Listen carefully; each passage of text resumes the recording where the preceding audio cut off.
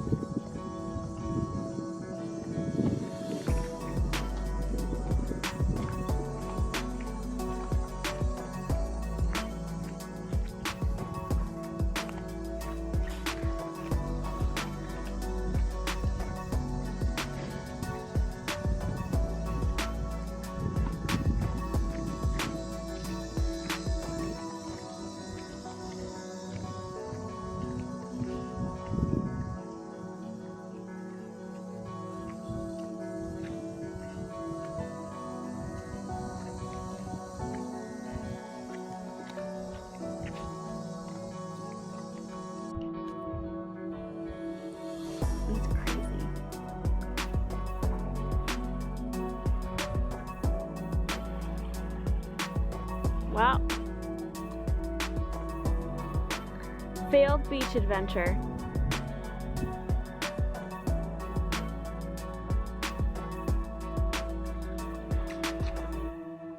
I wonder what all that plywood's from.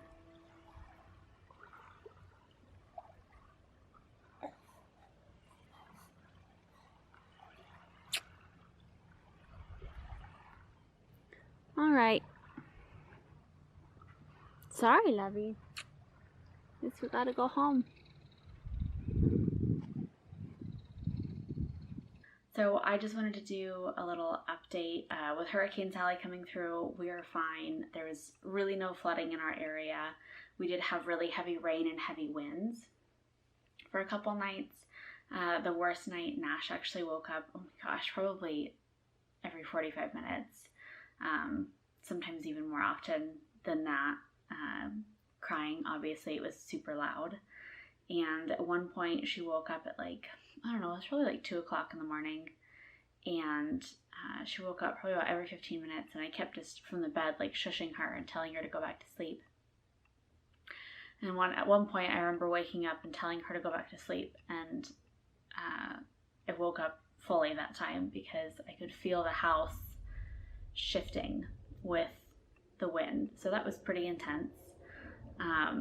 Of course, I just went back to sleep because I'm not an adult who can check their phone for weather updates. We were supposed to be sheltering in place and finding somewhere safe to go. We didn't. Reed and I are both super heavy sleepers. So, for example, when we were in Alaska, there was a really big earthquake. I think it was like a 5.1. And it was in the middle of the night. The rest of our apartment building woke up. I guess the refrigerators were like banging in the walls and things fell off the walls, bookcases fell over, and Reed and I completely slept through the entire thing. Which was so sad because an earthquake was really like the one thing that I wanted, like a small earthquake, not a big earthquake, a small earthquake was one of like, I don't know, the natural things that I wanted to experience while we were in Alaska. And I got to experience one really small one that was just like a shake, not really it wasn't really a big earthquake. But the one big earthquake that I was there for, I slept through. So if the end of the world comes in the middle of the night, just know that Reed and I are doomed. Someone's calling me.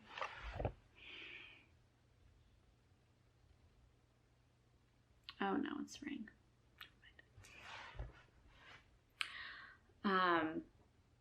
But we're okay. We didn't have any power outages or anything like that.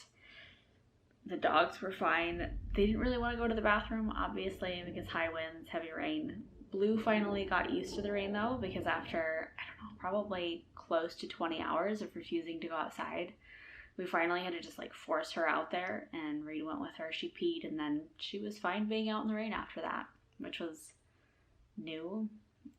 Sadie was like that when she was a puppy too, but Sadie's a little more obstinate than Blue is, and she just would refuse to pee even if we put her outside. We were in Alaska once, and it was raining really hard, and she went over almost 40 hours without going to the bathroom. She just like stopped drinking water. Thankfully it eased up and she finally went to the bathroom, and then everything went back to normal, but it was an exciting couple days. So we were fine.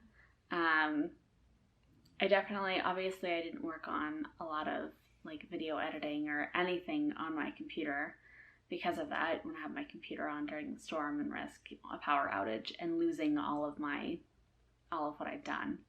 Oh, and sorry for the video of the like reading vlog portion being blurry. I don't know what happened there. I don't know.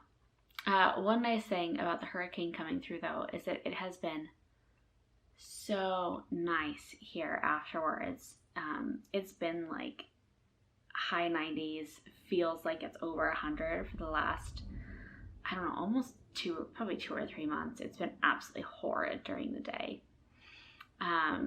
And anytime after like a really big storm is usually when it's the nicest out. So the last couple days have been like in the 70s in the mornings, which has been so nice. So we've taken advantage of that, and Ash and I went for a walk, 2 walks yesterday actually, and then we went for one this morning. It's a little hotter this morning, so we probably won't go for another one. Maybe if it cools off in the evening, but probably not. Another update, the sweater is so close to being finished. I've got one arm being knitted right now, and then I'll have to do the other arm and then sew it together. So hopefully next video you'll get to see that. Not that it's actually cool enough here to wear a sweater yet. Probably not until like December. I don't actually know how Florida's weather is, but either way, eventually, someday, I'll get to wear it.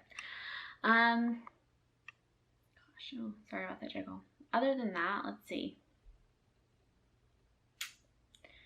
I think that's really it that happened. The 4th book of the Murderbot series, not the 5th book. The 5th book comes out, I think, later this year. Or no, comes out 2021, so next year, which I am so excited about. The 4th book of the Murderbot series, fantastic. Absolutely fantastic. I'm almost 80% through it, and it's mind-blowing. Martha Wells, such a good author. Highly recommend. Let's see. I think that's it. So I'm going to sign off. You guys saw the footage of some of the damage. We had some trampolines that were like blown away. And then I was really sad about the beach trip. I'll try and, the next time we go to the beach, I'll try and do some vlogging for you guys so you can see what it usually looks like. But water was super duper high. But we didn't really get any damage. Some of our neighbors had like siding torn off and stuff like that. Our house thankfully didn't have anything like that happen to it. So we don't need to have anyone come fix anything. But yep. So I hope you guys have a good week. I'll see you next weekend. And don't forget to like and subscribe. Bye.